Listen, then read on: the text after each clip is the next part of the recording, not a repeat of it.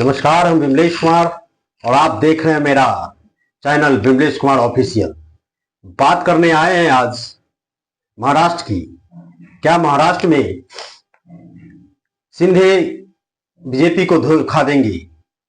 क्योंकि ये इतिहास रहा है कि जब जब सिंधे गांव जाते हैं तो कुछ एक अलग फैसला लेते हैं।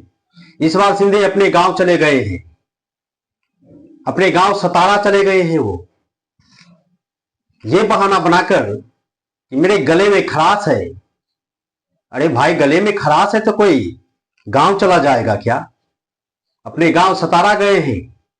और इतिहास रहा है कि जब जब एकनाथ शिंदे अपने गांव की ओर रुख करते हैं तो एक नया फैसला लेते हैं, चौंकाने वाला फैसला करते हैं। आज चौंकाने वाला फैसला आने की उम्मीद है। शाम तक कुछ ना कुछ फैसला अवश्य हो जाएगा। देखिए, मैं आपको बता रहा हूं कि शाम तक कुछ ना कुछ फैसला अवश्य हो जाएगा। आंकड़ा बदल भी सकता है, गठबंधन बदल भी सकता है।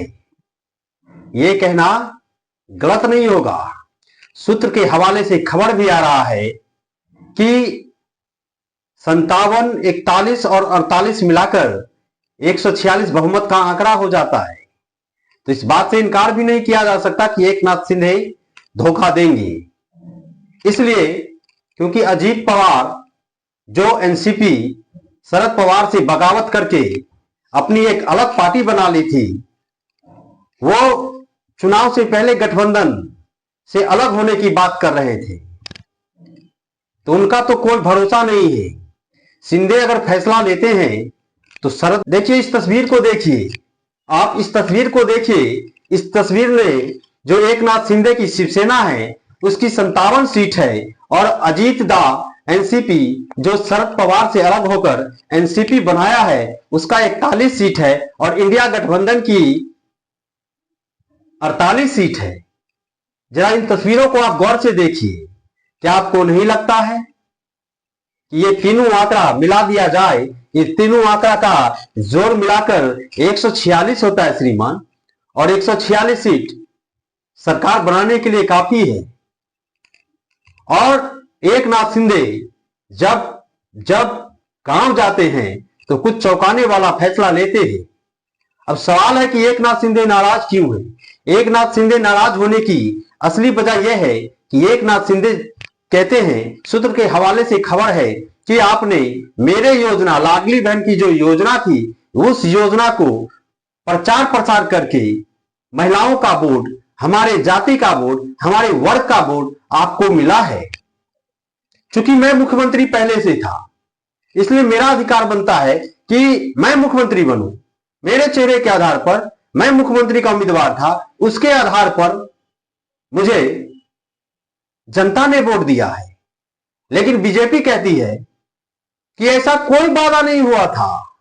बीजेपी कहती है कि ऐसा कोई वादा नहीं हुआ था। ये सब बातें झूठी है, बनी बनाई है।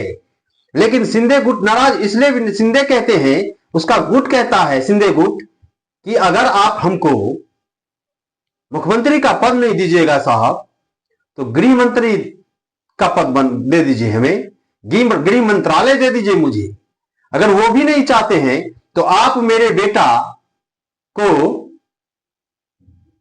बेटा को डिप्टी सीएम बना दीजिए। इस पर भी बीजेपी मुकर गई। बीजेपी कहती है कि नहीं नहीं, अभी वो बच्चा है, उसको अनुभव नहीं है, उसको कैसे बनाऊंगा मैं। एक बात यह भी निकल कर आ रहा है कि हो सकता है एकनाथ शिंदे बीजेपी को केंद्र में बाहर से समर्थन दे और एकनाथ शिंदे बीजेपी को राज्य में भी बाहर से समर्थन दे। इसी बात को मैं किसी अन्य एजेंसी की बात को मैं कुमारी श्वेता से कहूंगा कि आप अपनी बात को जरा रखिए और हमारे दर्शक को समझाइए। श्वेता जी। नमस्कार, मैं कुमारी श्वेता। अब सुनिए महाराष्ट्र में क्या हो रहा है हलचल। दिल्ली में बैठक के बाद भी महाराष्ट्र के मुख्यमंत्री को लेकर सस्पेंस कायम है। अमित शाह और जेपी नड्डा के साथ हुई बैठक के बाद एकनाथ शिंदे ने अच्छी और सकारात्मक बात का दावा किया। उन्होंने कहा कि अगले मुख्यमंत्री को लेकर 1 या 2 दिन में मुंबई में महायुति गठबंधन की बैठक होगी, जिसमें सभी फैसले लिए जाएंगे। दिल्ली में बैठक के बाद शिंदे मुंबई आए, लेकिन शुक्रवार को अचानक दोपहर वह सतारा स्थित अपने गांव चले गए। शिंदे के करीबियों ने बताया कि बीजेपी के रवैये से वे विचलित हैं। वे चाहते हैं कि इतने बड़े बहुमत के बाद भी सरकार नहीं बनाने में हो रही देरी का कोई कारण नहीं है, फिर भी देरी हो रही है। अमित शाह के साथ एकनाथ शिंदे की जो बातचीत फाइनल हुई वह सामने आ रही है। सूत्रों ने बताया कि महाराष्ट्र के कार्यवाहक मुख्यमंत्री एकनाथ शिंदे ने केंद्रीय गृह मंत्री अमित शाह को एक समझौते के फार्मूले की पेशकश की है, जिसमें उन्होंने 3 रास्ते बताए हैं, जिसमें बीजेपी को एक चुनना है। दिल्ली में हुई चर्चा रही फेल। 288 सदस्य विधानसभा में महायुति के 230 सीटें जीतने के बाद एकनाथ शिंदे, देवेंद्र फडणवीस और अजित पवार ने सत्ता बंटवारे पर चर्चा के लिए गुरुवार रात अमित शाह से मुलाकात की थी। यह बैठक दिल्ली में हुई थी। एकनाथ शिंदे ने किया क्या वादा? सूत्रों ने कहा कि एकनाथ शिंदे ने अमित शाह से अपनी बात रखी। उन्होंने कहा कि चूंकि विधानसभा चुनाव उसके नेतृत्व में लड़ा गया था, इसलिए महिला मतदाताओं, मराठों और अन्य पिछड़ा वर्ग ने महायुति को वोट किया।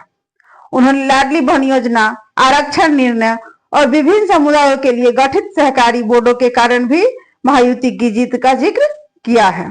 आप श्वेता को सुन रहे थे, पूरी बात आपने सुना।